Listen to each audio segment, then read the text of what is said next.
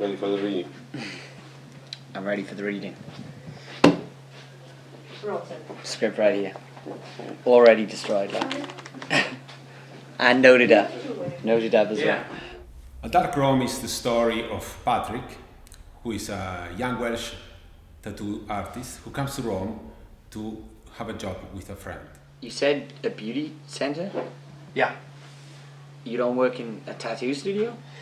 No, you see, some of my clients are people who want tattoos, but don't really want to be seen in a tattoo studio. So, the aesthetics not in the church, but in the priest, as a value for those priests who take care of aesthetics, therefore of something superficial, and not something deep in the soul. Patrick finds himself in a situation where he has to decide what's right and what's sort of right for him. He gets involved in a murder, and from that point onwards, he's pulled by two opposite forces. One is the ghost of the victim, of Frank, who asks him to go and confess to the police in order the murder to get caught. The other force is the murderer himself, Gabriele, who wants him to confess, but to a priest, in order nobody to get caught. I think it's a moral film for somebody who has religious beliefs. I think it challenges them more than somebody like myself who would consider himself an atheist. I don't really have that dilemma because the idea of like confessing to somebody who I don't think exists and then that absolves you of any kind of blame is something unnatural to me. If you're a religious person, and many intelligent, great people are, then they have that dilemma because who are they more responsible to? Are you just responsible to your creator, or do you have a responsibility to humanity? And that's the moral aspect of the film. And I think the film does a good job that it doesn't criticize the church or the believers so much. Rather, it just looks at that issue. Ok? Ti lascio che sono sul set adesso. Ti lascio, ok? Grazie, ciao.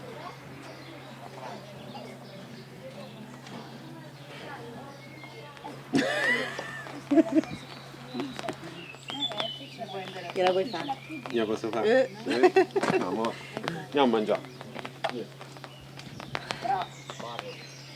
Con questa inquadratura, che a noi questa serve. Vedi pure lei? E devo vedere pure lei, vedi? Ah sì, sì, ciac. ¿Y después me voy? Y después te vas. Sí, tac, después me voy, sí. Y después te vas, sì. Fino a 1-3 prima. Ok, pronti? Silenzio, motore partito. Azione. I knew that it was hard to find a high-budget production for a dark room. In Italy, there are films that are produced every year, but most of the films that are produced in Italy are for the Italian market and are in Italian language. In Italy, very small share of the production is German films or horror films or films which are thrillers. So I decided to produce it anyhow because I believe that it is an original story on my own. I believe that today technology allows us, with the same technology that we're doing this interview, to make a movie. And you can end up in cinemas anyways, and you can be distributed anyways. So we don't need anymore the big machine, the big production. What we need is to get organized, to have a good script, and to have friends and people supporting you. And you need a lot of time. Other things we did, I mean, the people who worked sort of behind the scenes, the lighting, the sound, the cameramen, I mean, they were the hardest workers on set, as far as I was concerned. They were there before us every day, and then they were there an hour later. Possiamo pure incominciare a preparare e farlo. In a dark room, we were two professionals on the set. Tommaso Biciocchi, the director of photography, and me. The rest of the crew was composed by 14 students, 10 cinema students of the Rome University of Fine Arts, where I teach, and 4 of them were from other academies of makeup and costume.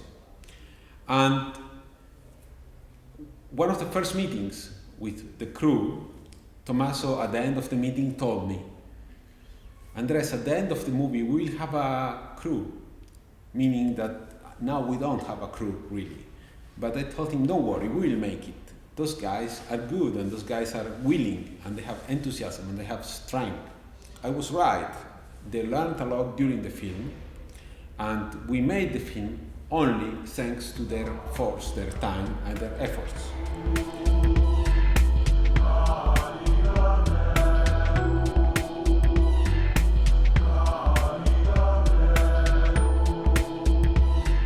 Grazie. My name is Bruce McGuire. I'm an actor, American, Irish-American. Probably my most famous role is as the news anchorman in Batman, the one with Jack Nicholson and Kevin Basinger. But I've been working in Italian and in English. We had over 200 people coming to do the 4 days of casting to fill the 38 character roles. I believe very much in the importance of preparation and of filling the right physiognomic and the right character and the right people into the right places. So this was one of the most difficult parts of a Dark Room, to find the right people to act the part.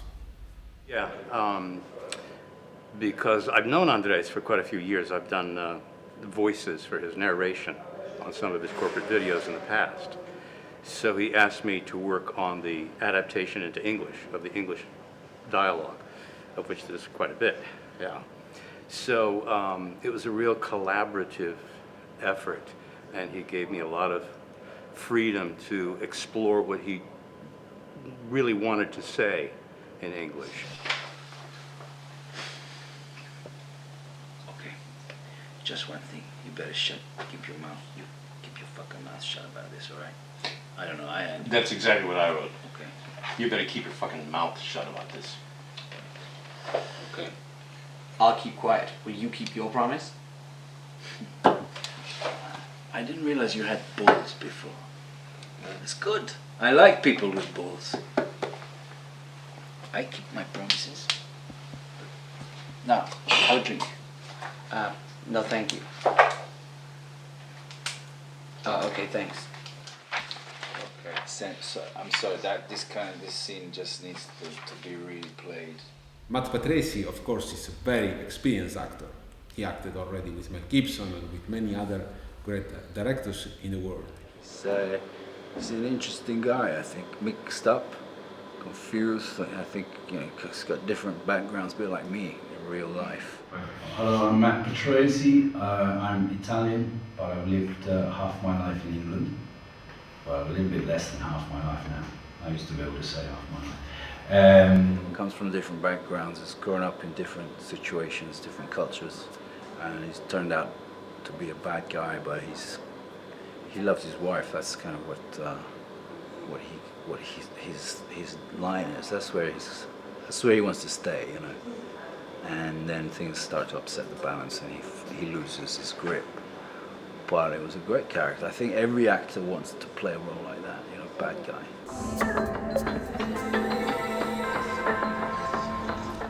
The main role of A Dark Room was filled then by Davy Jones Jr, who was at the time a 23 years old actor from Cardiff, from Welsh, as he's actually in the movie, and he had not much experience, but he fulfilled what I needed. Okay, so when I auditioned for the character of Patrick in A Dark Room, first of all, I wasn't really getting it right. That was the problem. We did sort of 1 or 2 auditions, but I saw the character as like a stronger character than I guess he should need to be. And we weren't sort of getting it, so I sat down with Andreas, the director, and we sort of tried to figure out a middle ground so that we could work out how Patrick had to be throughout the movie in order for him to work as a character, especially with, you know, all the characters that are around him that sort of push him to maybe do things that he wouldn't instinctively do. The 2 characters that basically make up most of his story is Gabriele and Frank. So that's Matt Patresi and obviously Michael Schermi. and they're both very strong characters within the movie, and they are both characters that push Patrick to do good things and to do bad things.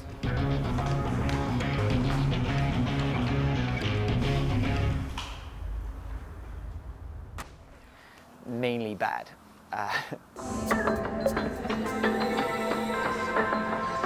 My name is Michael Schermi. I was born in Rome.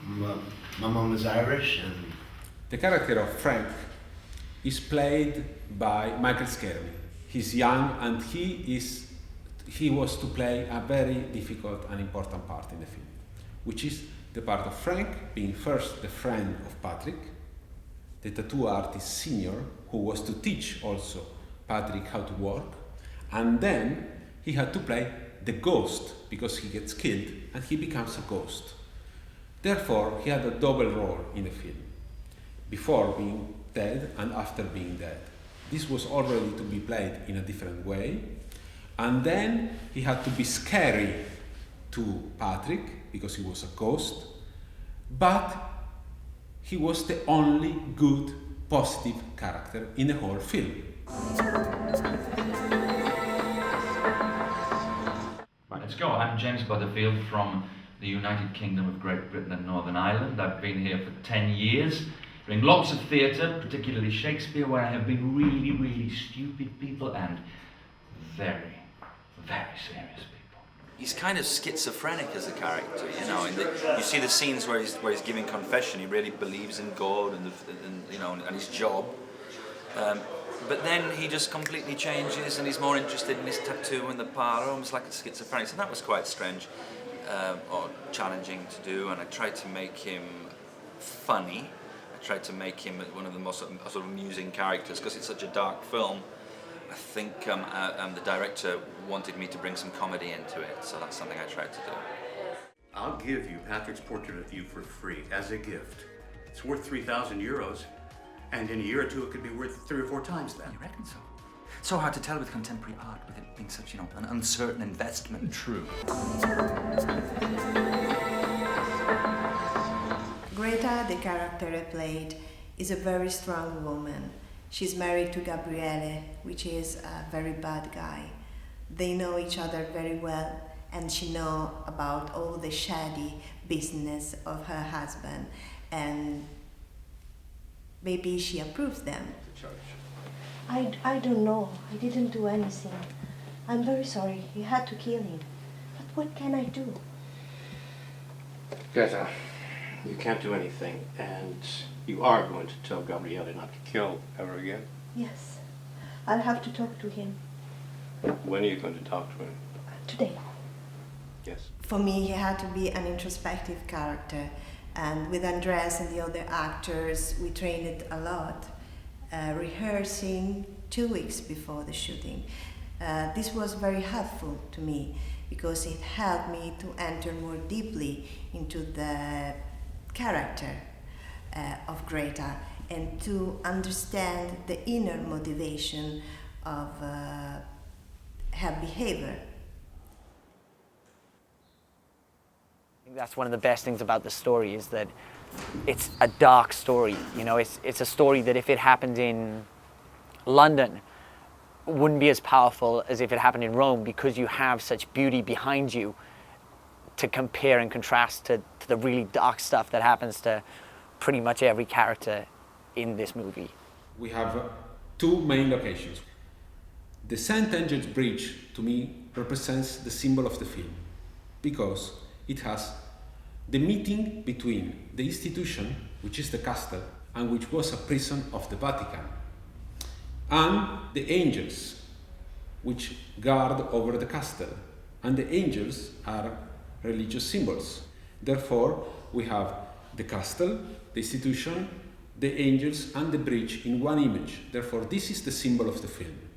The Beauty Center for Priests is the other main location of the film. It's the place where we can see and we can hear what not everybody can hear. So is the confessional. In this case, it is the priest, which is in the hands of somebody else, which is the people taking care of them.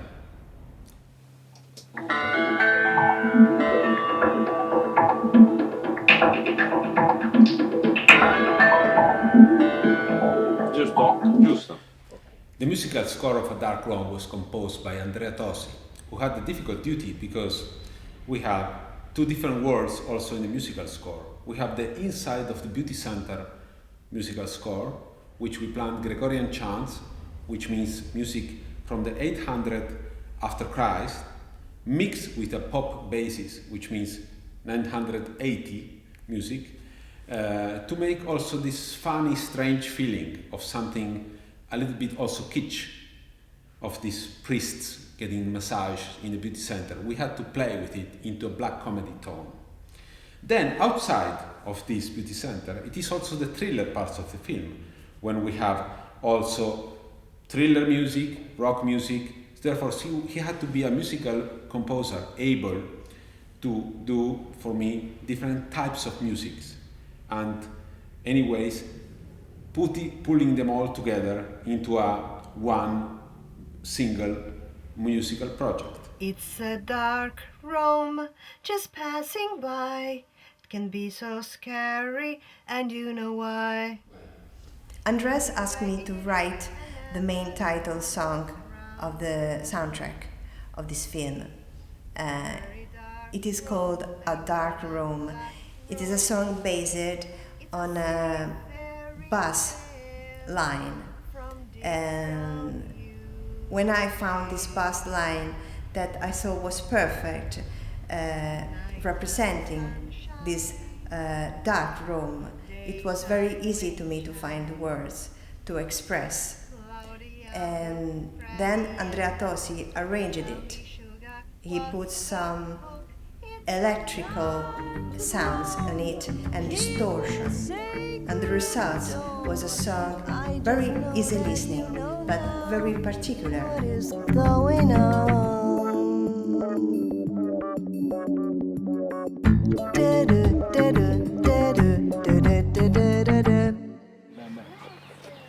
Ok. Sì, si vede benissimo.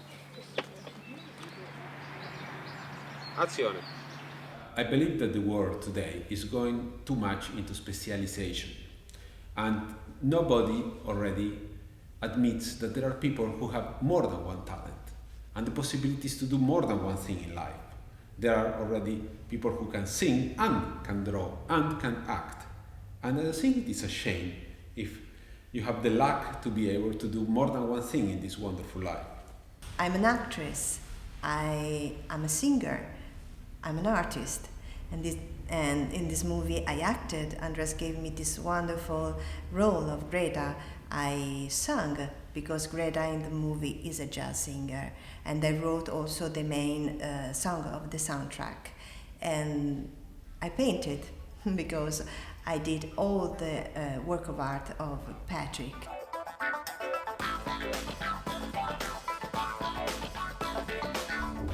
When I started to make these paintings, I knew that I had to show what Patrick had inside. And Patrick was haunted by a ghost. And I think some of the interesting stuff about this movie actually is that his artwork is at its best when Frank is around. Yeah, so Frank sort of helps him become a better artist via sort of haunting him and stuff. So it's kind of like a double-edged sword for Patrick. He doesn't want the ghost there, but when the ghost is there, his art improves. So he kind of doesn't know what to do. Tutti i dipinti pensavate veramente che li avesse fatte Patrick? Perché li ha fatti tutti lei. La sua arte è ovunque nel film. During these 31, I think, days of shooting, we were like a big family with one common goal, the release of this film, and I will never forget it. Buonasera. Your brother looks great. Yeah, it's getting good.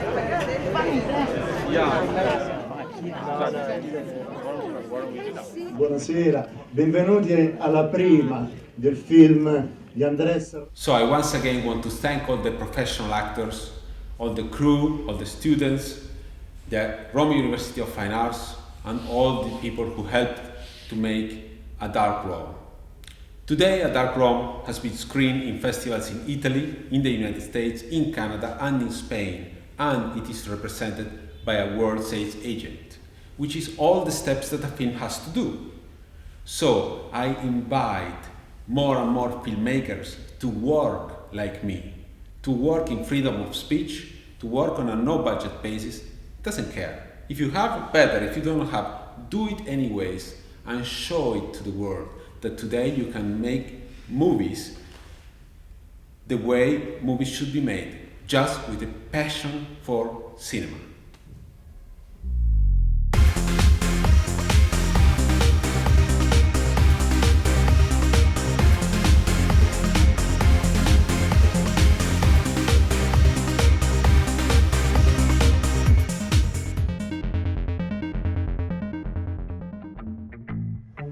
It's a dark room, just passing by, can be so scary, and you know why.